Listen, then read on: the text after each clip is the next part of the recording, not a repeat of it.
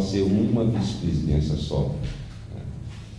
São Paulo é uma vice-presidência só, mas Nordeste 2, por exemplo, cobre Paraíba, Pernambuco e o Ceará. A Leste, por exemplo, a Regional Leste trata do Espírito Santo e Minas Gerais. Agora, se for crescendo, por exemplo, Minas Gerais já está merecendo virar uma regional, porque tem muita universidade, ou seja, tem muito. Porque qual é o papel das vice-presidências regionais? O papel das vice-presidências regionais é fazer a ligação entre as questões gerais do sindicato e as questões locais e vice-versa, e ajudar, digamos assim, a coordenar as atividades conjuntas do sindicato com as sessões sindicais, né, que fazem parte. Então, a estrutura, então, do ponto de vista da diretoria, então, no cotidiano é a diretoria que toca o serviço. Tem reunião dessa diretoria uma vez por mês, é um gasto não desprezível de avião, viaja-se muito. Eu era coordenador de relações sindicais, fazia parte do grupo de trabalho de política educacional, você viaja o país inteiro, né? E daí dando aula ao mesmo tempo, ou seja, a questão da licença sindical que você mencionou, era assim, eu tinha que pedir para o colega dar aula no meu lugar, então é assim, eu dou aula na segunda, quarta e sexta. Então, termino, saio da aula, vou correndo para o aeroporto, passo terça-feira fora. Isso não sou só eu, falando eu, mas os meus colegas de diretoria eram assim. Passo terça-feira fora, aí quinta-feira tem que estar em Feira de Santana, quando terça-feira você está em Manaus. Bom, faz parte do trabalho, né? Faz parte do trabalho. Então, bom, e daí... Além disso, da estrutura e associada à diretoria, e aí tem divergências e tal, como é que funcionava, eu sempre fico, porque eu sou dos velhinhos, né? Eu sou lá do tempo dos entões. Antes das ADs. Entões são os Encontros Nacionais dos Trabalhadores em Oposição à Estrutura Sindical. Ó. Hein? Mas eu sou bem mansinho, assim. A não ser com o reitor, diretor, governador, presidente da República. Muito bem, então, essa estrutura, então, tem associado, quando eu digo, no meu tempo não era assim. Então, tem também coisas como vocês montaram aqui, os chamados grupos de trabalho temáticos. Depois, no final, eu vou fazer um resuminho para ver se fica... Né? Os grupos de trabalho temáticos, assim, quais são os grandes temas? Bom, gênero, a questão de gênero é importante, a questão de classe é importante, a questão do relacionamento entre uma coisa que antropologicamente não faz sentido, mas que é corrente nessa história, porque é usado do ponto de vista social, que é raça. Isso é importante. Política educacional é importante. Política sindical é importante. Né? Relacionamento com política sindical é importante. Política previdenciária é importante. Não é? As grandes políticas sociais como políticas públicas que não são saúde, o que a gente faz com a EBSER, o que faz com a privatização, a questão das fundações no setor público. Bom, cada um desses temas, tá certo? Tem um GT. Bom, e além disso, o dinheiro. Como é que é o dinheiro do governo? Será que a gente consegue estimar, tá certo? Quanto é que vai entrar de imposto? Quanto é que estão gastando com educação? Quanto é que estão gastando com saúde? Quanto é que estão gastando com justiça? Quanto é que estão gastando com dívida? Nós aqui no estado de São Paulo, nós temos uma organização chamada Fórum LAI6, que não compete com eles, é um fórum que reúne os 3 sindicatos de trabalhadores nas universidades, os 3 sindicatos de trabalhadores, de docentes, dos professores das universidades, e os 3 DCS. Então, é uma organização de professor, estudante e funcionário, faz a luta aqui de defesa da educação pública do estado de São Paulo. Não concorre com o sindicato. É outra história, porque inclusive não é nem entidade, não tem, é um fórum que se decide por consenso. E a gente desenvolveu um método que até a Secretaria da Fazenda usa. A gente consegue saber quanto é que vai ser a arrecadação do Estado de São Paulo em maio, quanto é que vai ser no ano inteiro. E a gente erra muito pouco, 0,5%, 1%, coisa desse tipo. Então, esse tipo de trabalho intelectual e esse tipo de trabalho interdisciplinar, cada um desses temas, então, tem um grupo de trabalho. Evidentemente, vocês sabem das dificuldades de fazer esse tipo de coisa funcionar. Nem todos funcionam o mesmo pique, nem todos funcionam com a mesma eficiência, mas eles estão lá e de vez em quando, como questão acende, né? Mas em todo congresso, em todo CONAD, a diretoria tem a responsabilidade de, ao menos ela, ter proposta para as questões centrais e para as políticas públicas centrais. Então, qual foi a produção do grupo de trabalho de política educacional? Discute-se, etc., vai para o caderno de texto. E quais são as providências de previdência? O que aconteceu com o gênero, classe, etc. O que aconteceu, né? Quais são as atividades? Isso tudo vai para o caderno de texto, certo? Que é aberto à contribuição de sindicalizados dentro de um certo prazo e que é distribuído nacionalmente como preparação de cada um dos eventos. Às vezes, esses cadernos de texto são extremamente extensos, na minha opinião. Podia ser mais... Eu sou um discípulo entusiasmado de Antônio Cândido de Souza Mello. Então, ele fala curto, grosso, preciso, as palavras são português impressionante e vai direto para o teu cérebro. Né? Tem intermediação, vai direto, é uma maravilha. Né? Então podia ser mais curto. Então o último congresso é um calhamaço. Né? Agora, como os meus colegas, eventualmente vocês têm essa experiência também, adoram discutir a língua de Camões, troca vírgula, gostei do tempo do verbo. Então, a gente tomou a providência de separar, nesse caderno de texto, a argumentação da proposta de resolução. Então, tem texto de apoio a uma certa ideia, e depois tem um texto de resolução. A única coisa que é votada é o texto de resolução. Se quiser discutir o português, vai ser em 6 frases, e não nas 23 páginas anteriores que argumentam a favor daquelas 6 linhas. Né? Então, isso foi uma providência que a gente tomou para tentar fazer as coisas funcionarem. Muito bem, mas esse caderno de texto, então, é um instrumento extremamente importante de democracia interna no movimento. Né? O padrão básico de funcionamento nosso é da construção portanto, o padrão básico nosso de construção a partir da base. Movimento surge, isso não significa que a direção política não tenha responsabilidade de puxar, não tenha responsabilidade de puxar o samba, de indicar possíveis alternativas, etc. Agora, é uma coisa que vem construída a partir da base, pela base sustentada. Isso significa o seguinte, que do nosso ponto de vista, os movimentos do poder são variáveis de análise de conjuntura. O centro da nossa atenção está nas nossas reivindicações e qual é a situação da nossa base. Companheiros de movimento, às vezes, invertem o valor dessas duas tipos de variáveis. Os movimentos do poder são mais importantes onde é que a base está. Aí nós estamos com um problema, né? E temos problemas. Então, essa é uma disputa política.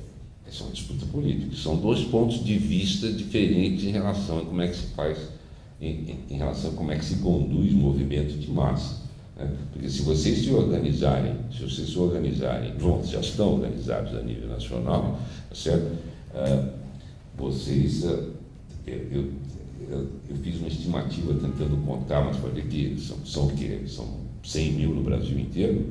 Não. Menos. 14 mil, 15 mil. 14 mil. 14 a 16. 16 mil. Bom, 16 mil. mas gozado, então eu devo ter multiplicado errado. Os judiciários são 120 mil. Ah, Judiciários tá são. bom. mas mesmo assim trabalhando, 16 mil pessoas trabalhando num setor central, tá certo, como servidores do Ministério Público. Isso. Né? É um setor central na manutenção e defesa da republicanidade do país, que cada vez mais está ameaçado. Né? Tem uma macroencefalia no Executivo, o Congresso Nacional não funciona, o Supremo Tribunal Federal fica fazendo lei quando ele tinha que interpretar. Nós estamos, o Estado de São Paulo não é diferente, não. 94 deputados que tem na Assembleia Legislativa do Estado de São Paulo, o Alckmin controla 73. Não passa nada lá que não for, se ele não quiser, ou então, se você não conseguir sacudir porque não sei se vocês devem conhecer a Assembleia Legislativa do Estado de São Paulo, né? Congresso, tem aquele plenário, e daí o altar, né? Onde fica o presidente da mesa e tal. Você já viu? Já é um penhasco, né? Não, é um troço, cara. É um penhasco. O presidente da mesa fica aqui, a mesa fica no altar, assim, mas que está no mesmo nível da plateia, tá certo? Que está lá embaixo, que está, sei lá, 10, 15 metros fora do chão, onde está a plateia que pode assistir, eventualmente, às sessões. Então, né? Diz bem o que... E o poder emana do povo. E o poder, todo o poder emana do povo. Olha só. Então, então vamos rapidamente dizer o seguinte: ó, a geração do presente sindicato foi feito como forma de reação, tá certo, e de organização dos professores à ditadura militar. Né? E com isso se criou organizações locais em cada universidade, chamada Associação Docente. Numa universidade como a minha, por exemplo, isso pode acontecer em algumas seccionais de vocês também, então eu vou dividir essa experiência. Nós temos campi. Então tem o de São Paulo, que é razoavelmente grande, tem o de Ribeirão Preto, que é muito grande, são 1.200 docentes, tem São Carlos, que são 1.000 docentes, tem de Pirassununga, que é bem menor, tem de Piracicaba, que é uma escola tradicional, a escola Luiz de Queiroz, tá certo? E você tem Bauru, que é uma faculdade de odontologia. Então, são 5 ADs, são 5 associações docentes, ou é uma associação docente? Vocês entenderam? Quer dizer, é USP. Isso é só USP. Só USP. Tem o mesmo problema na Unesp, né? Que são 14. Na Unesp são 14, né? Vai lá desde os confins de São Paulo até aqui, a Escola de Artes, aqui do centro da cidade. Então, olha só. Então, isso teve que passar por discussão. E qual é a discussão? A questão é a seguinte: o campus de São Paulo sozinho, sem Ribeirão Preto, São Carlos, organizados de forma conjunta, vai conseguir ganhar alguma coisa da reitoria do governador do Estado? Não vai. Então vamos fazer o seguinte: nós vamos copiar para dentro da hoje sessão sindical, né? Então AD, a mesma estrutura que a gente tem no Sindicato Nacional.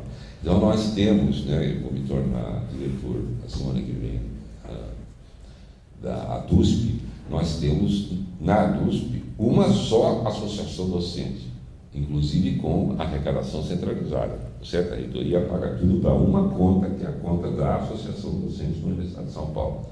Agora, cada campus tem um diretor regional, cada campus tem uma sede, cada campus recebe parcela importante, tá certo, da arrecadação, inclusive que veio daquele campus, proporcional à arrecadação que veio daquele campus, tem secretária, nos grandes, tem advogado.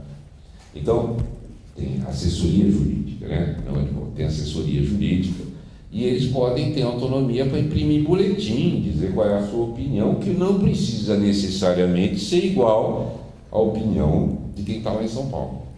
É claro que é uma chapa, né? É uma chapa, então se discutiu certas políticas centrais, mas nem por isso, porque a gente é uma chapa, a gente concorda com todas as propostas de todo mundo, todo o tempo, não é verdade? Então, e você pode ter problemas locais que você tem que resolver. Então, tem autonomia também interna, tem autonomia relativa, né? Então, por exemplo, a Assembleia de São Paulo não vota greve em Ribeirão Preto. Assembleia de São Paulo vai para greve para São Paulo. E o campus de São Paulo entra em greve. E o Ribeirão Preto, bom, olha para a conjuntura, eles vão eventualmente vir acompanhar. Acho que aqui já está maduro, mas o campus de Ribeirão Preto não vota por São Carlos, nem por Pirassununga, nem por Bauru, nem por Piracicaba. Cada um decide, olha, acho que está maduro aqui, vamos lá, ó, dessa vez não vai dar, vocês vão ter que ganhar. Agora, todo o apoio. Tem ônibus. Quando a gente puder, a gente vai lá na manifestação e tal, isso aqui. Greve não vai dar para fazer aqui, tem todo o nosso apoio, certo? E vamos lá, às vezes vão depender mais de vocês. E às vezes acontece isso, né? Acontece que tem coisas fortes em Ribeirão Preto, movimentos fortes em Ribeirão Preto, São Paulo e Pirassununga. São Carlos é mais fraco ou inexistente, não é? E nem por isso deixa de ganhar, né? Deixa de ganhar. Por quê? Porque, bom, e aí tem as ciumeiras das ADs também, porque a USP entra em greve, sai na primeira folha da página de São Paulo, a Unicamp inteirinho em greve e não sai na folha não. Isso também você tem que administrar, porque telefonar para a folha e dizer, ó, pessoal, você tem que prestar atenção no estado de São Paulo. A Universidade de Campinas é uma das universidades mais importantes do país. Agora, vocês estão parecendo carioca, que nem eu, que acha que, né, São Paulo é interior. São Paulo é tudo caipira, né? O que não está na beirada da praia é caipira. Então São Paulo tem a mesma coisa em relação à cidade de São Paulo, tem a mesma, né? Tem a mesma relação com o interior. Então não precisa brigar. Tá? Bom, então essa estrutura interna também é repetida internamente. Bom, aí tem a diretoria, com seus 85 membros, divididos daquela forma que eu falei, tem 35 que são o centro, que vão na reunião de diretoria, que se reúne uma vez cada mês, tem os grupos de trabalho, que na minha época não eram assessoria da diretoria, não era assessoria da diretoria. Então o grupo de trabalho não manda texto para o caderno de texto sem ser aprovado pela diretoria, isso é o jeito que funciona hoje, no meu tempo não. No meu tempo o grupo de trabalho era autônomo da diretoria. E digo para vocês por quê. O grupo de trabalho era essencialmente sustentado pelas associações docentes, pelas seções sindicais, e não pela diretoria. Então, quando tinha porque um grupo de trabalho é formado por coordenadores que vêm da diretoria, isso é por acordo, tá certo? Coordenadores da diretoria, mas os membros dos grupos de trabalho vêm das diversas seções sindicais, do Rio de Janeiro, do Piauí, do Maranhão. E daí não é a diretoria central que paga a conta da viagem nem estadia dessas pessoas, são as associações docentes.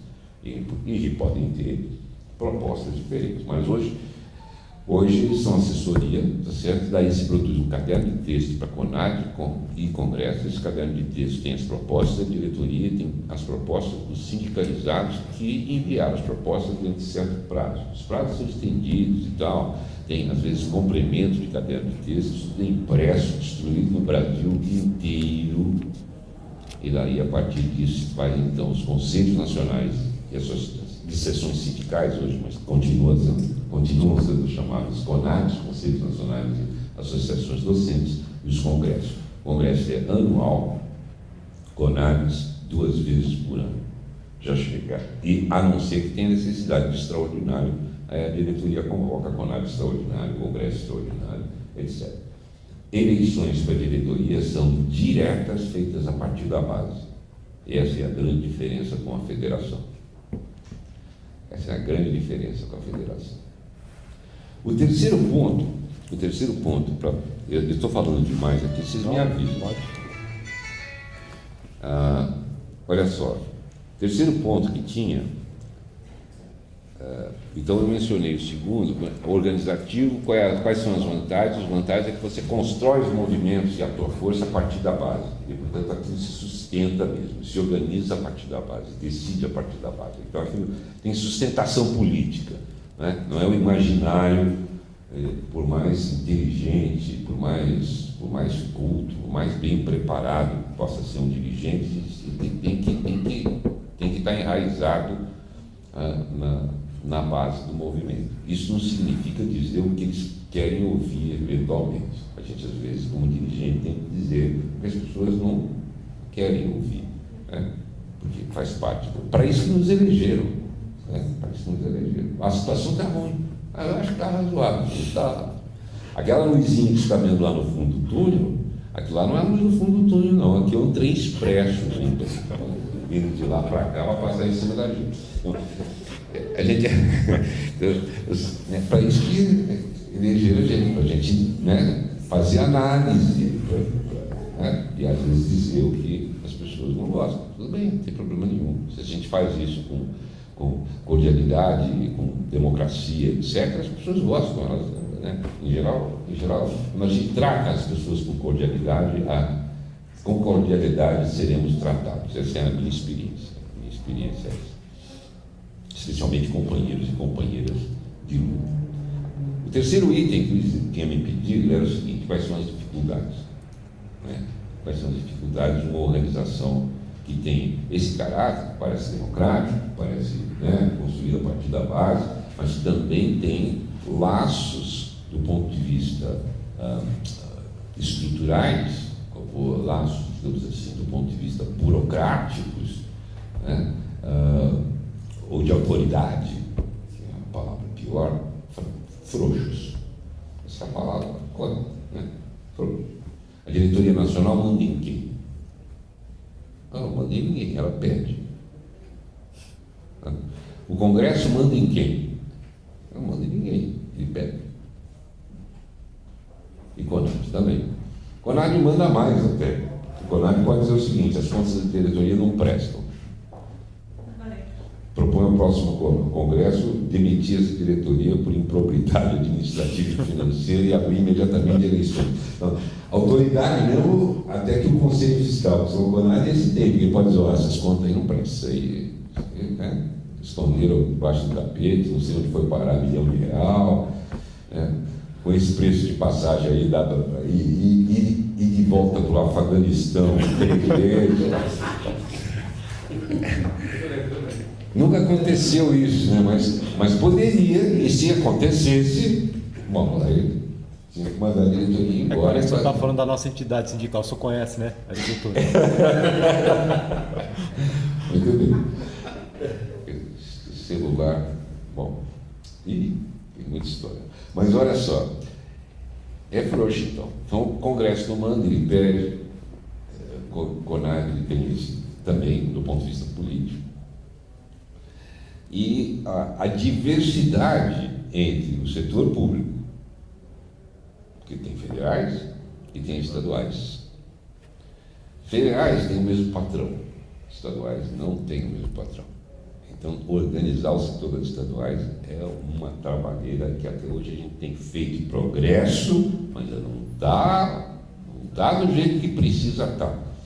Porque como é que faz para, ao mesmo tempo que a gente enfrenta o Alckmin aqui, enfrenta o governador de Pernambuco, o governador de Manaus, o governador do Amazonas, o governador do Rio Grande do Sul?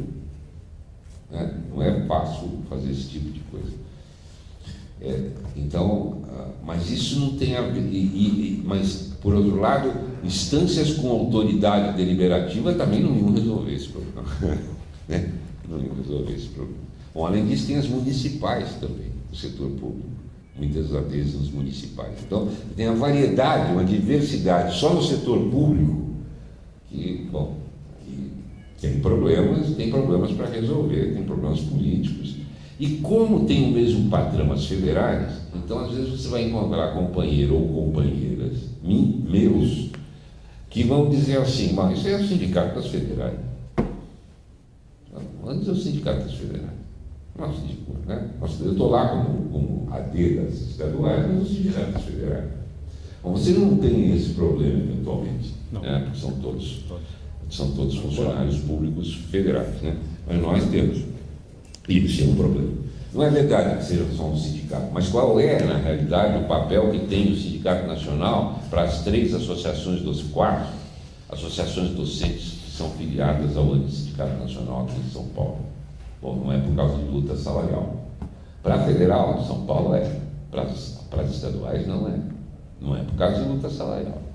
Agora, se você quiser discutir previdência, se você quiser discutir políticas gerais sociais, se você quiser discutir políticas educacionais gerais, aí esse é o lugar para ser feito. É aí que a gente pode interferir, aí é um instrumento muito importante. Então aí tem uma discussão um pouco sofisticada, às vezes, para fazer, mesmo com os meus colegas. Você diz assim, bom, o meu salário está legal, o resto eu não quero saber disso, sim, mas aí é o seguinte, jeito, né? Frequentemente esses governos têm prática de vendedor de droga, né? No começo é gratuito, depois você viciou, custa uma fortuna. Né? Ué, no meu escritório eles puseram uma máquina de café lá e substituíram.